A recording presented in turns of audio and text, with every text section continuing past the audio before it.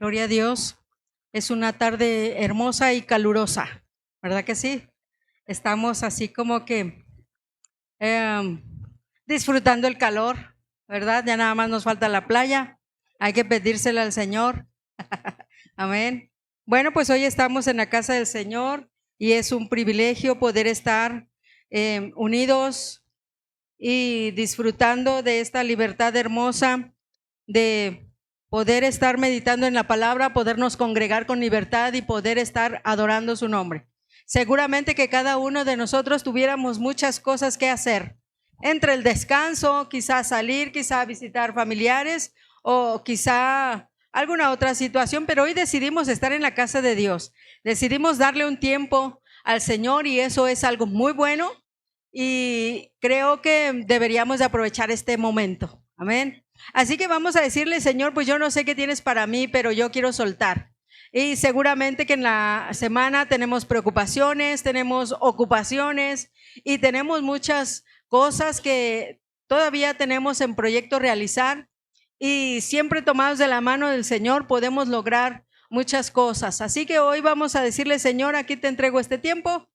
Y también, ¿por qué no le das una sonrisa al que está a tu lado? ¿Verdad? Para que amarre esto. Amén.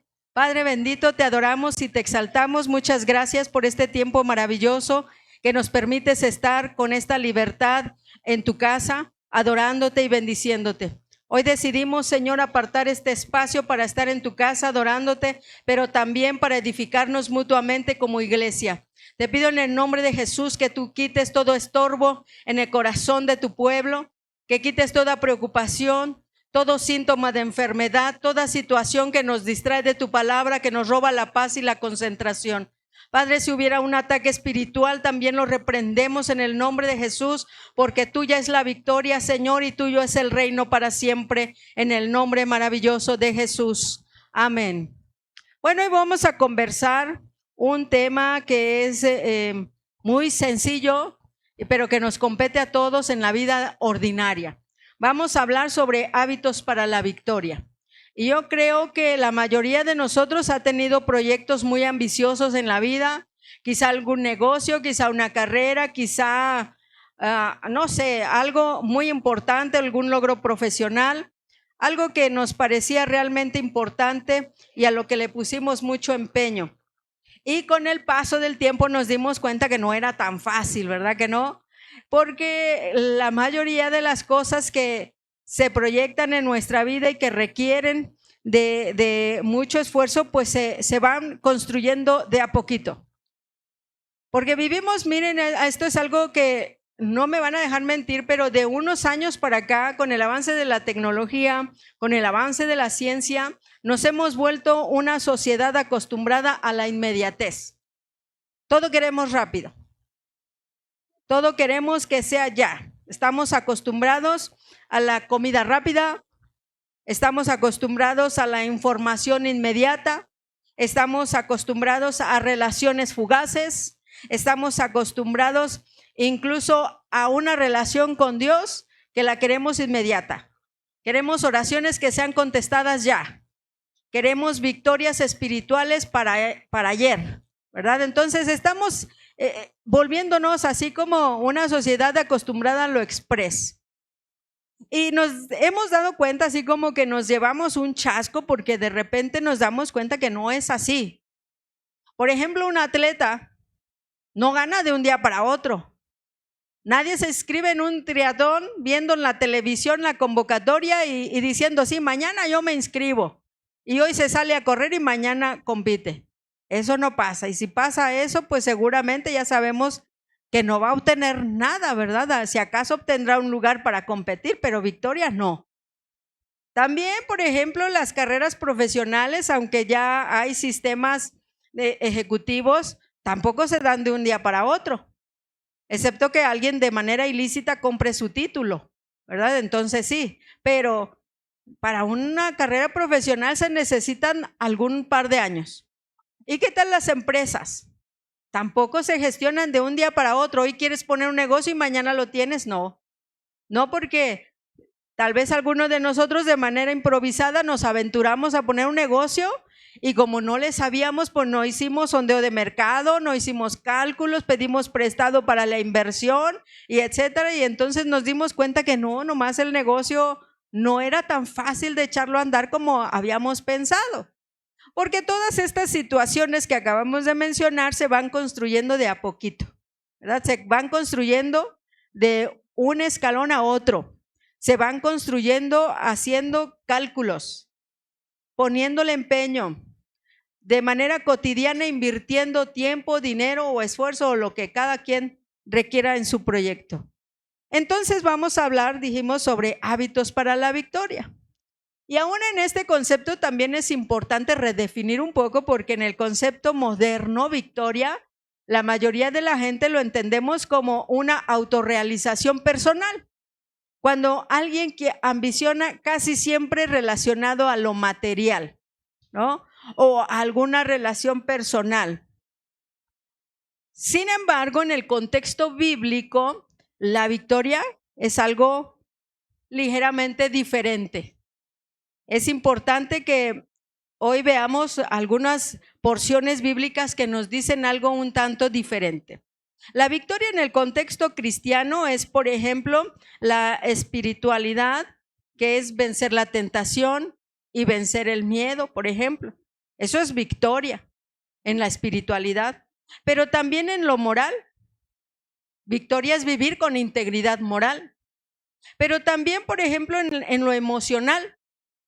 Victoria es mantenerte mentalmente sano y apto para darle frente a cualquier circunstancia que la vida nos enfrente. Pero también en lo comunitario, victoria es poder dar amor y servicio a los demás. Entonces nos damos cuenta que en el contexto bíblico las cosas como que cambian un poquito. Muchas gracias, hermana. Vamos a abrir nuestras Biblias ahí en el libro de Deuteronomio, capítulo 6, versos 6 al 9.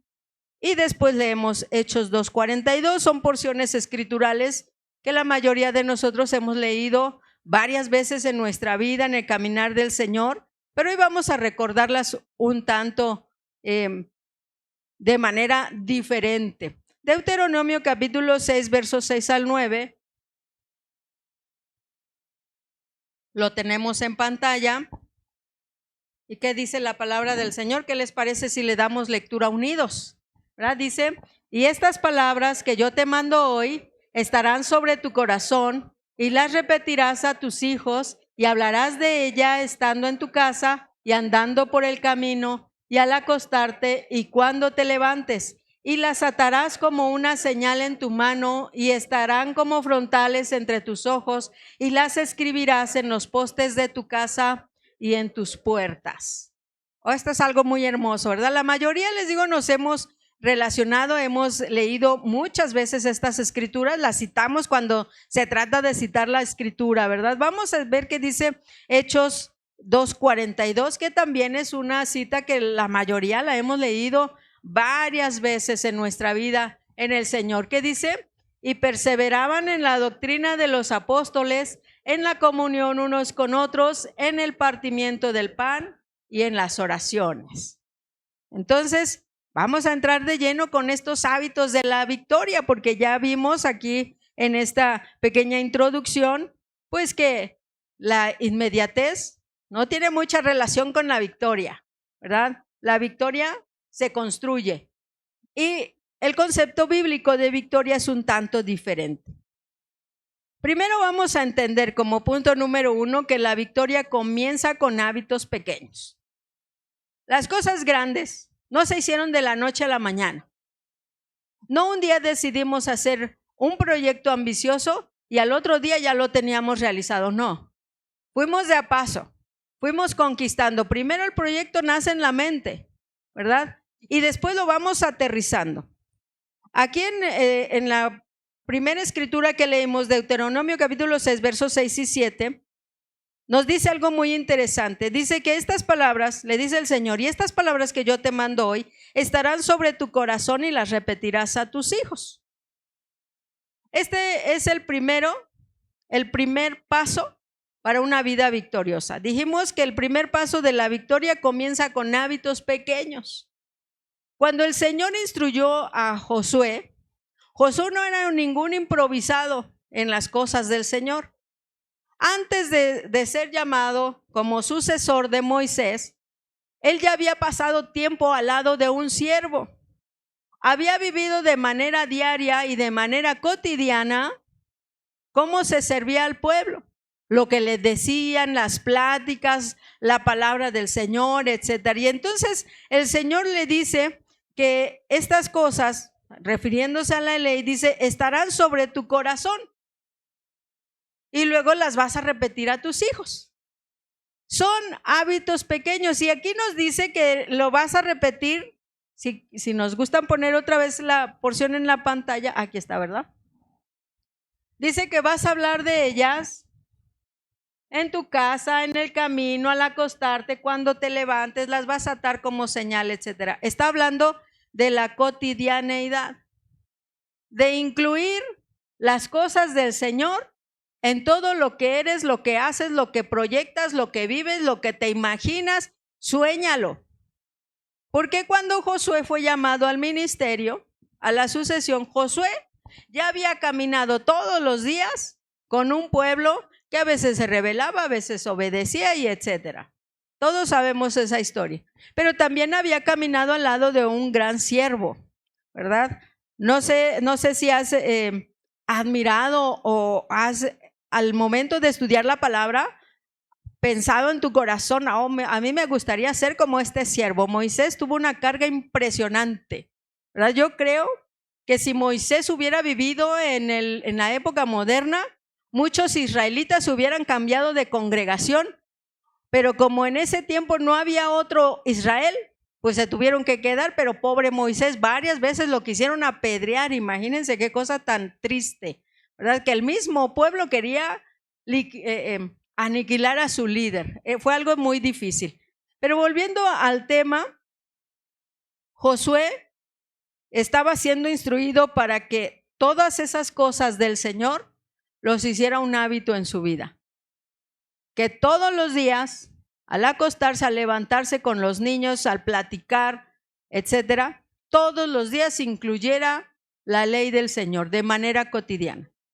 O sea que la victoria no se gana simplemente teniendo un proyecto, se gana siendo el proyecto. En la vida cristiana, por ejemplo, dijimos en la moralidad, ¿verdad?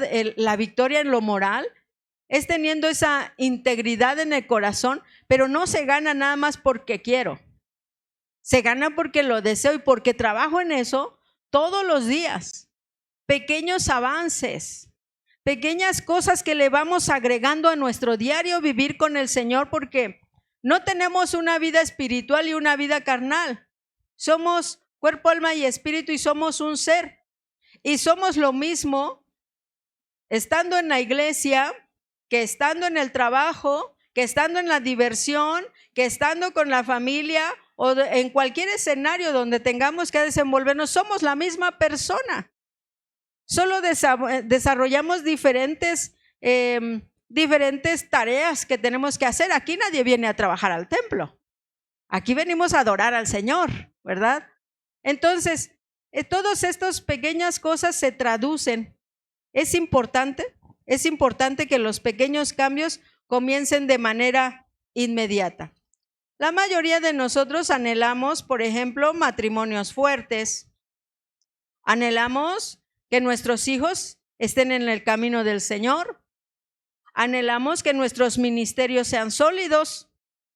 Anhelamos crecer espiritualmente. Anhelamos tener grandes victorias espirituales. Todos quisiéramos ser como esos grandes personajes de la palabra de Dios a los que tanto admiramos, ¿verdad? En alguna ocasión a lo mejor nos gustaría tener esa capacidad de Elías de bajar fuego del cielo para que consuma a alguien, ¿verdad que sí?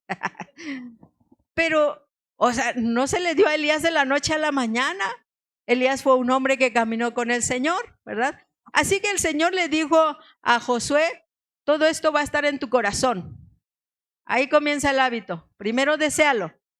Está en tu corazón, debe ser un proyecto, debe anhelarlo, debe consumir tu corazón. Ese anhelo por la presencia del Señor, por la victoria cotidiana en la vida debe estar ahí. Y después de eso debe volverse una cotidianeidad, el hábito de buscar del Señor, todo lo que representa. Y también de enseñarlo a otros. Porque ¿qué pasó? ¿Qué sucedió con los israelitas? Fíjense qué situación tan interesante. Los que salieron de Egipto no entraron a la tierra prometida. ¿Quiénes entraron? Sus hijos, ¿verdad? Entonces, tenemos que enseñar. Queremos que nuestros hijos puedan entrar a gozar de las bendiciones, y las promesas no van a entrar solos. Alguien les tiene que enseñar el camino. Y sentarse así todo un día, echarle un sermonazo a los hijos tampoco funciona mucho. Los hijos tienen que vernos todos los días. Por ejemplo, el ir a la congregación es un buen hábito, es un hábito de victoria, porque sin que tú les des un sermón, los niños van a aprender la bendición de estar en la casa del Señor, ¿verdad? La amabilidad, por ejemplo. La amabilidad es un fruto del Espíritu Santo, y la mayoría de los cristianos anhelamos éxitos espirituales, así victorias espirituales rebombantes, ¿verdad? Que quiero ir a predicar a las naciones, o quiero echar fuera demonios, o quiero, qué sé yo, ¿no? Tener un ministerio de miles y miles de personas, pero a lo mejor ni siquiera ha cultivado los frutos del Espíritu, que sería muy bueno empezar por ahí, ¿verdad? Los frutos del Espíritu, como la amabilidad, por ejemplo. No deberíamos de fingir ser amables. No deberíamos de vez en cuando hablar con amabilidad. Debería ser un sello del carácter del cristiano, porque la amabilidad es un fruto del Espíritu Santo, ¿verdad? Entonces, regresando al tema, el primer paso que debemos hacer es hacer hábitos pequeños, construir pequeños hábitos. Todos los días hacerlos, pues un hábito. Amén. Es importante que nosotros sepamos que desarrollar un hábito, desarrollar el hábito de tener una espiritualidad, de tener una relación con el Señor, es imprescindible. No debe ser ocasional, debe ser diaria. No importa si son minutos, pero eso nos va transformando, porque en el camino de la fe primero se viene a ser salvo, pero después de ser salvo hay que ser transformado. El ser humano se tiene que regenerar, y eso solo se logra en el diario vivir en la presencia del Señor, cambiando pequeños hábitos. Amén. Vamos al segundo punto. El segundo aspecto es que los hábitos correctos producen personas diferentes. La mayoría de los seres humanos tenemos muy buenos hábitos, pero también hay seres humanos que han desarrollado hábitos que le han perjudicado, ¿no? Por ejemplo, hay quien ha desarrollado de tomar refresco cada comida. ¿Y a dónde te va a llevar ese hábito? Al gym, por lo menos, ¿no? Eso es si te va bien. Pero seguramente que al sobrepeso o alguna enfermedad incluso, ¿no? También hay quienes tienen el hábito de no bañarse diario.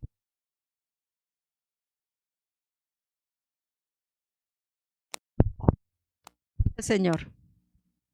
Creo que ya, ¿verdad? Bueno, entonces, por ahí una ocasión alguien me dijo que no se bañaba diario porque le hacía daño a la piel. Y entonces, pues ya ni le pregunté cada cuándo se baña, pero yo le dije, bueno, pues a mí sí me gusta bañarme diario, y me dice, pero es que le va a hacer daño a tu piel porque la grasa y etcétera, ¿no? Y dice, pero además también le hace daño al planeta porque nos estamos acabando el agua. Y bueno, pues cada quien, ¿verdad? Y sus hábitos, pero dijimos que hay buenos hábitos y hay malos hábitos. En el camino del Señor también es importante saber que los hábitos correctos producen cristianos diferentes, personas diferentes. ¿Qué hábito has adquirido? No sé si te has puesto algún día a meditar de cuando llegaste a Cristo a la fecha. Espero en Dios que todos sean buenos hábitos, pero a lo mejor también hemos desarrollado hábitos un tanto estorbosos para nuestra relación con el Señor o para nuestro crecimiento espiritual. Y el primer hábito creo que nos lo sabemos todos, ¿verdad? El mejor de todos los hábitos es alimentarnos de la palabra del Señor. Parece algo muy simple, parece algo tan religioso, parece algo que acapara nuestra energía. Pero yo no sé en cuánto tiempo, cuántas veces has tomado el tiempo de la lectura que haces, de cualquier tipo de lectura, no importa si es la palabra del Señor. Tristemente, México no ocupa los primeros lugares a nivel mundial de personas lectoras, ¿verdad? Pero deberíamos de comenzar a echar abajo un poco esas encuestas vergonzosas, ¿no? Empezando por la palabra del Señor. Fíjate que Josué, cuando el Señor lo llamó al ministerio, y precisamente en estas porciones de la Escritura, el Señor le dijo: nunca se apartará de tu boca este libro de la ley. Está en el 1:8. Todos nos lo sabemos de memoria porque nos encanta citarlo, ¿verdad? Nunca se apartará de tu boca este libro de la ley, sino que de día y de noche meditarás en él para que guardes y hagas conforme a todo lo que en él está escrito, porque entonces harás prosperar tu camino y todo te saldrá bien. Pero el mandamiento empieza con que nunca se aparte de tu boca el libro de la ley. Acto seguido, ponlo por obra. Después de eso, viene la victoria. O sea, no es al revés. No es te voy a dar la victoria y luego escudriñas la palabra y luego la vives. No, así no. Hay un orden. El Señor es un Dios de orden. Y el orden de Dios es que primero nos alimentamos de la palabra y luego la vivimos y después de eso viene la victoria. Cuando Josué fue de espía a la tierra de Canaán, Josué y Caleb regresaron con una visión muy diferente a la de los otros espías. ¿De dónde habrá obtenido Josué toda esa firmeza, esa fiereza de su carácter de decir: sí es cierto lo que dicen estos espías, allá hay gigantes, la tierra es extremadamente fértil, posiblemente es tierra que se traga a sus moradores, pero con nosotros está Jehová de los ejércitos, el Dios de los escuadrones de Israel, el que pelea por nosotros la batalla? ¿De dónde salió eso? Del ocio no, de lo que había alimentado su espíritu. Su espíritu había sido alimentado de la palabra del Señor, pero también había visto todas las cosas hermosas que el Señor había hecho, todas las promesas que había cumplido a Moisés y a Israel. Así que cuando la palabra de Dios entra en nuestras vidas, nos transforma. Dijimos el punto es que los hábitos correctos producen personas diferentes. Cuando nosotros empezamos a alimentar nuestro espíritu, entonces empieza nuestro espíritu a ser transformado. Empezamos a volvernos personas de fe, empezamos a volvernos en integridad, empezamos a afirmarnos en los caminos del Señor. Pero lado contrario, si empezamos a desarrollar el hábito de nunca leer la palabra excepto cuando venimos a la casa del Señor, entonces vamos a ser cristianos un tanto diferentes, un poco débiles en la fe, un tanto incrédulos, como que sancochados. De repente las tentaciones nos van a vencer. ¿Por qué? Porque no hay esa energía transformadora que entró a nuestro ser, ¿verdad? Así que es muy importante tener esos hábitos correctos que producen personas diferentes. Fíjate que es muy interesante, pero la iglesia naciente pues no tenía todas las ventajas que tenemos como cristianos modernos. Nosotros hoy consumimos cosas diferentes a las que consumían ellos. Por ejemplo, nosotros en la época moderna, los seres humanos, vamos a hablar de la población general, porque ahí también entramos los cristianos, consumimos horas en redes sociales, en lo que sea. También consumimos demasiados videos. También consumimos series Y una serie no dura media hora, ninguna dura media hora. Dura, pues no sé cuánto, pero dura mucho. Son varios episodios. Hay un exceso de información. Y para equilibrar todo este consumo, nosotros deberíamos de pasar entonces, porque como ese consumo ingresa a nuestro ser, todo nuestro ser, y aunque nosotros dijéramos o querramos estar muy diestros con ese discernimiento, de todos modos algo se queda de toda esa información. Entonces requeriríamos, para equilibrar el consumo, pasar varias horas en estudio o meditación de la palabra para que el contenido de la palabra pueda equilibrar el consumo que hicimos de todas las otras fuentes que utilizamos. Y pues como que está reñido el asunto, ¿verdad? Como que ninguno de nosotros diría, no sé cuánto dura una serie. Por ejemplo, yo recuerdo haber visto una serie que se me hizo un tanto chistosa, pero esa serie no sé cuántos capítulos tenía, era de una familia cristiana. Y yo la vi porque dije, esta familia es medio cristina, ¿verdad? Y entonces, pero fueron muchos capítulos y cada capítulo duraba 1 hora. Y no sé si, imagínense que dura, no recuerdo los capítulos, pero imaginémonos que duró 10 capítulos. Fueron 10 horas, ¿no? Así como mínimo. Yo no sé cuántas series has visto, películas, etcétera. Pero para equilibrarlo y ponerlo así, consumo digital versus consumo de la palabra de Dios, necesitaríamos por lo menos 1 hora de lectura.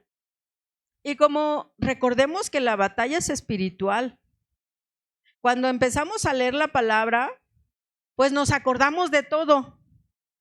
Que si tienes tarea, que si tienes que coser, que hoy no hiciste ejercicio, que si la comadre, que si el hijo, que si, etcétera, etcétera. Y entonces ese tiempo de meditación de la palabra pues se disminuyó dramáticamente. Entonces ya el espíritu pues queda en cierta desventaja.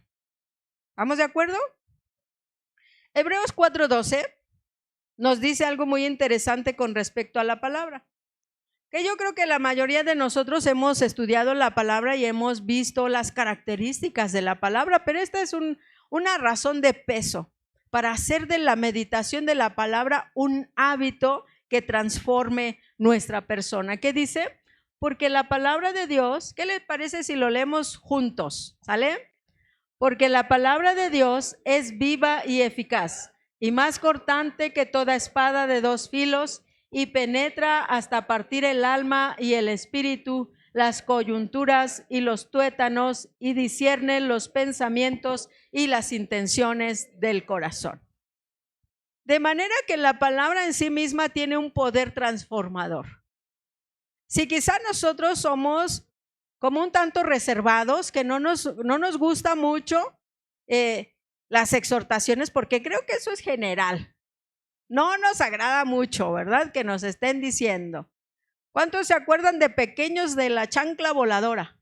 ¿Verdad? Nada más veíamos a la mamá o a quien nos iba a corregir, que se acercaba o que ya sabíamos que nos tocaba un correctivo y pues nos entraba el miedito, nos escondíamos o lo que fuera. Pues eso no se nos quita de adultos, ¿verdad? Porque de adultos pues tampoco nos gusta mucho que nos corrijan. Pero si desarrollamos el hábito de escudriñar la palabra misma nos va a transformar. Porque la palabra es de origen divino y el Señor nos conoce.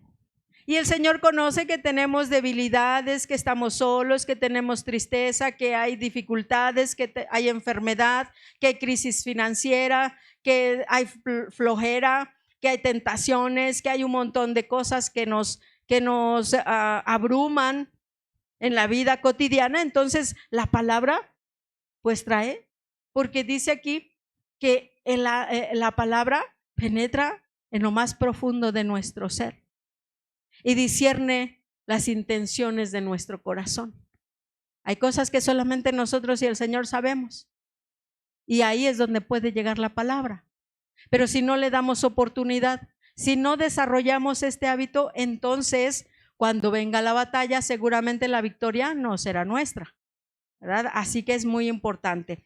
Vamos a ver el siguiente aspecto y es que la oración sostiene la victoria. Este es otro hábito. Ya vimos, el primero es iniciar, hacer de el cambio un hábito en las cosas cotidianas, las sencillas, las que no requieren tanto esfuerzo. El siguiente, la oración. No, perdón. El siguiente, ya se les olvidó igual que a mí. Estamos mal, ¿eh? Estamos graves. El siguiente es la palabra, ¿verdad? La victoria comienza. Dijimos, y ahora vamos a ver sobre la oración. La oración es otro hábito. Y yo no sé si tienes el hábito. ¿Cuántos conocen a gente que es muy hablantina? ¿Verdad? Que habla y habla y platica y platica y platica y ya sientes que ya se terminó el tema y luego te vuelve a platicar de otra cosa. Y hay gente muy hablantina, ¿verdad? Que tiene ese hábito de conversar. Bueno, todos deberíamos de desarrollar el hábito de la conversación con el Señor. Es algo muy bueno. La oración trae poder espiritual. Fíjate que casi todos anhelamos tener ese poder espiritual, pero no viene de la nada. Dijimos, la mayoría de nosotros nos encantaría hacerle como Elías, ¿verdad? Y que no era algo desconocido, porque se recuerdan que ahí en los evangelios Jesús iba caminando con los hijos del trueno, ¿verdad? Los apellidados Boanerges, apodados Boanerges. Bueno, pues cuando ellos iban caminando y algo estaba en la conversación y uno de ellos le sugirió al Señor Jesús: ¿quieres que mandemos a orar quieres que oremos para que venga fuego del cielo y los consuma? O sea que no era algo así como desconocido para el pueblo del Señor. Hoy ya no tenemos, la mayoría no ha desarrollado ese poder, pero yo creo que anduviéramos viendo incendios por aquí y por allá, ¿verdad? Porque eso es una tentación para el carácter del cristiano. Entonces la oración sostiene la victoria. En Hechos 2:42, que fue la porción que nosotros leímos aquí, dice que perseveraban en varias cosas. Entre ellos, las oraciones. Las oraciones. El Señor dejó establecido que oráramos unos por otros. Dejó establecido que oráramos sin cesar. Dejó establecido que en la casa del Señor entráramos con acción de gracias y que hiciéramos oraciones. Entonces, en las cosas que ellos perseveraban era la oración. Yo creo que tú te has de acordar de un personaje muy interesante que vivió en Babilonia, que se lo llevaron preso, que renunció a alimentarse de la comida del rey. ¿Te acuerdas de quién se trata? Que dices, yo no estuve ahí, no me enteré, ¿verdad? Pues Daniel, ¿verdad? Daniel tenía un hábito que casi le cuesta la vida. Fíjate lo que dice ahí en el capítulo, en el libro de Daniel, en el capítulo 6, verso 10.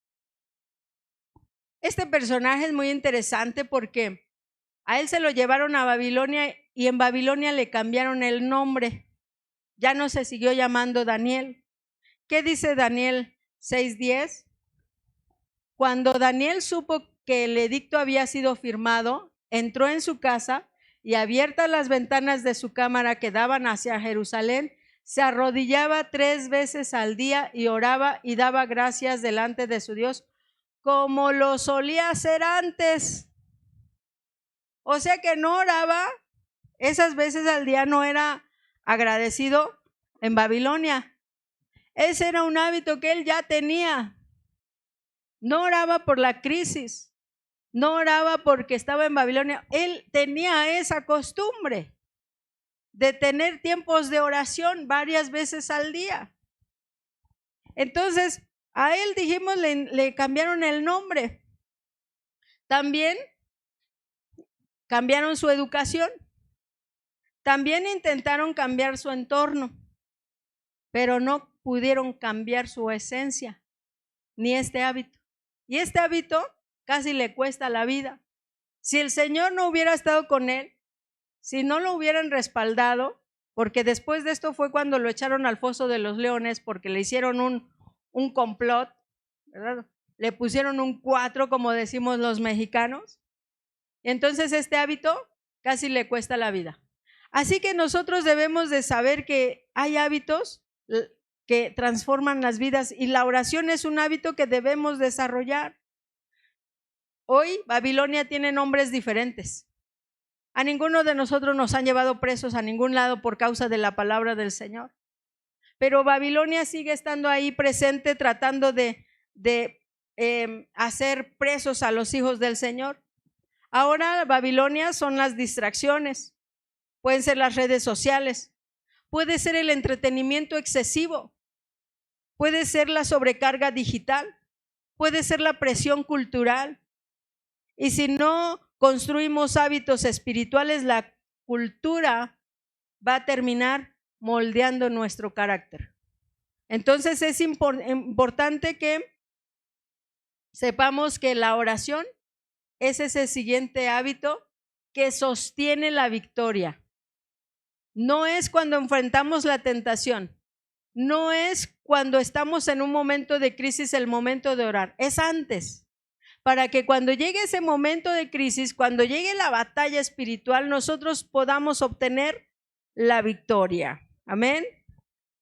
Y vamos a ver por último el siguiente hábito y no menos importante, que creo que la mayoría de nosotros deberíamos de cultivar, todos los seres humanos, y es la perseverancia. La perseverancia es necesaria para obtener la victoria en cualquier proyecto de la vida, incluyendo la vida espiritual. Todos los proyectos, muchos los empiezan, sobre todo al inicio de año, ¿verdad? Todos los buenos propósitos de inicio de año. Pero pocos permanecen en ese proyecto. La emoción nos hace iniciar cosas. Cuando estamos entusiasmados, motivados, cuando la emoción está a flor de piel, todos decidimos cosas en algún momento de nuestra vida. Pero ¿quiénes terminan esos proyectos? Los perseverantes. Todos queremos iniciar, todos nos emocionamos al iniciar, pero solo los perseverantes van a culminar. Esto es algo interesante. Fíjate que yo creo que tú has leído la historia de Caleb y de Josué. A mí me conmueve mucho la historia de Caleb, porque Caleb fue solamente uno de los dos que entró a la tierra prometida, de todo el pueblo que salió, de la generación que salió de Egipto, solo ellos dos entraron a la tierra prometida. Y es muy interesante la vida de Caleb, porque Caleb él salió de niño. Cuando llegaron a la tierra prometida, él tenía 40 años. Cuando él iba a entrar a la tierra prometida, antes de entrar a la tierra prometida, dejó establecida su familia y el Señor les dijo que no podían quedarse ahí, tenían que ir a la batalla de conquista con todo el pueblo. ¿Cuánto tiempo tardó todo eso? Otros 40 años. ¿Cuántos años tenía Caleb cuando fue a la conquista de su tierra, de la suya? Porque participó en la conquista del pueblo. ¿Cuántos años tenía? Vamos a verlo en la Biblia para no andar inventando cosas, ¿verdad? Vamos a ver ahí en el libro de Josué, en el capítulo 14. Vamos a ver el 14, 12 y luego el 10 y el 11. Y vamos a ver cuántos años tenía Caleb. El 14, 12 dice: dame pues ahora este monte del cual habló Jehová aquel día, porque tú oíste en aquel día que los anaseos estaban allí y que hay ciudades grandes y fortificadas. Quizá Jehová estará conmigo y los echaré como Jehová lo dijo, ¿verdad? Ahora en el mismo 14 versos 10 y 11, ¿qué dice? Ahora bien, Jehová me ha hecho vivir, como él dijo, estos 45 años, desde el tiempo que Jehová habló estas palabras a Moisés, cuando Israel andaba por el desierto. Y ahora, he aquí yo soy de edad de, ¿cuántos? 85 años. Todavía estoy tan fuerte como el día que Moisés me envió. ¿Cuál era mi fuerza entonces? Tal es ahora mi fuerza, para la guerra y para salir y para entrar. Esta es una historia muy conmovedora. Es una historia que hizo de la perseverancia una vida victoriosa. Porque estos dos varones, Caleb y Josué, tuvieron una visión diferente. Fueron guerreros, fueron gente que amó al Señor, que amó la palabra, y Caleb en particular fue un hombre guerrero que sirvió al Señor en el pueblo de Israel. Caleb fue a la guerra porque la historia nos dice que cuando iban a entrar a la tierra prometida, Caleb tenía mucha familia. Y entonces dice que tenía gente pequeña y tenía animalitos y etcétera. Y entonces le dijo a Josué, déjame que instale aquí a mi familia. Y cuando yo la instale voy a ir a la guerra. Voy a servir hasta que todo Israel esté instalado. Y después de eso, déjame venir con mi familia, pero no quiero llevar a mi familia a la guerra. Y entonces la estrategia fue aceptada y él se quedó, su familia se quedó de este lado del río. Y entonces él se fue a la guerra. Y no se fue un mes ni 2 meses. ¿Cuánto tiempo se fue?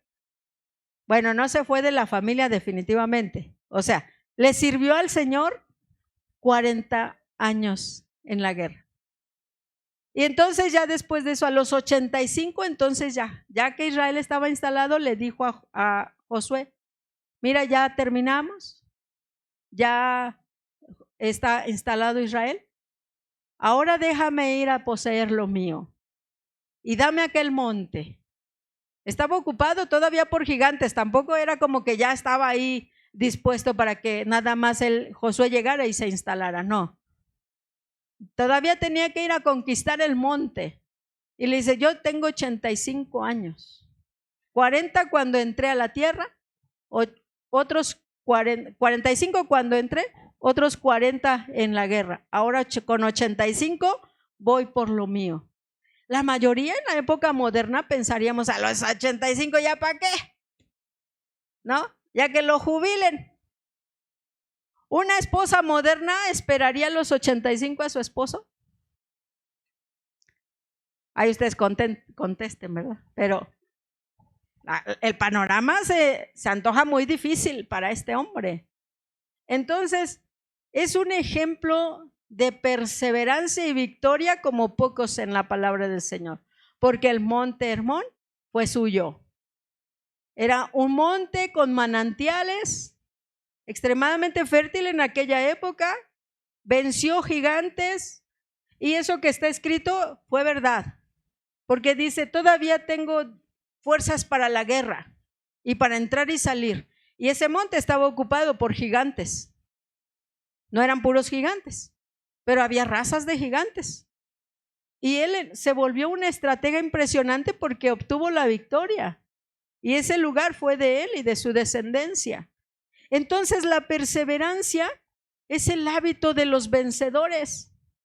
La perseverancia es el hábito que todos deberíamos desarrollar para todas las áreas de nuestra vida, incluyendo la vida espiritual. Porque no es que hoy queremos ver una promesa y mañana la vamos a obtener, no. Todo se construye de a poquito. Así que es importante, mis amados hermanos, que sepamos que la iglesia naciente, la iglesia de Cristo, dijimos hace un rato en el libro de los Hechos 2:42, y lo volvemos a poner en pantalla, por favor, dice que ellos perseveraban. Este es el primer hábito que ellos desarrollaron, la perseverancia. Dice, perseveraban ¿en qué? En la doctrina de los apóstoles, en la comunión unos con otros, en el partimiento del pan y en las oraciones. No eran gente de otro planeta ni eran gente extraordinaria. Eran gente ordinaria con hábitos extraordinarios. eso de congregarse todos los días, eso de estar orando todos los días, eso de estar hablando de la palabra de Dios a diestra y a siniestra, eso de ser compartidos entre todos era un hábito. No era una convocatoria o una campaña social, no era cada domingo, no era una vez al mes, era todos los días desarrollar ese mismo hábito, y la perseverancia hizo de esa gente conquistadores del mundo, porque ellos, esa primera iglesia, transformó al mundo. No necesitaron digitalización, no necesitaron transportes sofisticados como tenemos hoy, no necesitaron campañas agresivas de publicidad cristiana, no ocuparon nada de eso, ni millones de pesos. Lo que ocuparon fueron hábitos extraordinarios para que ellos fueran gente extraordinaria y entonces pudieran llevar a cabo la obra del Señor. Ahí es donde nace la victoria. Entonces, son hábitos para la victoria. Y muchos de nosotros tenemos grandes retos que alcanzar en este tiempo. La iglesia debe entender el poder de los hábitos. Tenemos que saber que nosotros difícilmente enfrentamos persecución. Rechazo quizá, un poco. Tampoco enfrentamos cárceles o amenazas de muerte. Entonces, tenemos que hacer de nuestra vida cotidiana los hábitos que necesitamos para que nos lleven a la victoria. Los antiguos, como ya habíamos dicho, no tenían tecnologías, ni comodidades, ni grandes templos, no tenían redes sociales y transformaron el mundo. Entonces nosotros tenemos que hacer de esos hábitos que ellos hicieron de manera cotidiana, su estilo de vida, pues algo semejante. ¿Para qué? Pues para que la oración, la doctrina, la comunión entre nosotros como iglesia, el servicio y la perseverancia nos lleven a la victoria que nuestro corazón anhela y necesita. No vamos a poder obtener la victoria en nuestra vida cotidiana sobre los proyectos de nuestra vida o la vida espiritual que nosotros anhelamos si no transformamos nuestros hábitos. Amén. Entonces, ¿qué les parece si le decimos, Dios, yo quiero empezar esta transformación? Cada uno sabe su vida y cada uno sabe el hábito que debe desarrollar o bien abandonar, porque también hay hábitos que debemos desaprender, que debemos abandonar, porque nos frenan. Si somos demasiado perezosos para la lectura, pues hay que renunciar a esa pereza, porque no va a leer otro por nosotros. No va a leer el hermano ungido para que nosotros aprendamos. Eso no va a pasar. Nosotros tenemos que leer para que nuestro ser sea edificado y transformado. ¿La oración de otros nos va a bendecir? Claro que sí, pero eso no nos va a hacer gigantes espirituales. Cuando otros oran por nosotros y nosotros nos enfrentemos a la crisis, no vamos a obtener esa victoria de gigante que anhelamos. Quizá vamos a ser salvaguardados y no nos va a llevar la corriente, no vamos a morir en el intento, pero eso va a estar lejos de volverse una victoria absoluta. Entonces, esos hábitos hacen de cada uno de nosotros un gigante espiritual o bien un cristiano común y corriente. Y de esos no hacen falta tantos. Si le echamos un vistazo a nuestro país, a nuestro entorno, urge pueblo del Señor con buenos hábitos. Las noticias, que muchos le llaman malas noticias y concuerdo con ello, nos dan un panorama que da miedo, ¿verdad? Pero aquí está el pueblo del Señor, dispuesto a desarrollar buenos hábitos, para que donde el pueblo del Señor se pare, irradie la presencia del Señor y la palabra pueda fluir de sus labios y la integridad moral de su ser pueda contagiar o entusiasmar a otros, o por lo menos limpiar los aires de aquellos lugares, ¿verdad? Así que es muy importante estar en esa actitud y en ese anhelo de victoria. Vamos a decirle, Señor, yo quiero transformar mis hábitos. Vamos a orar. Padre maravilloso, te damos la honra y la gloria. Gracias por permitirnos recordar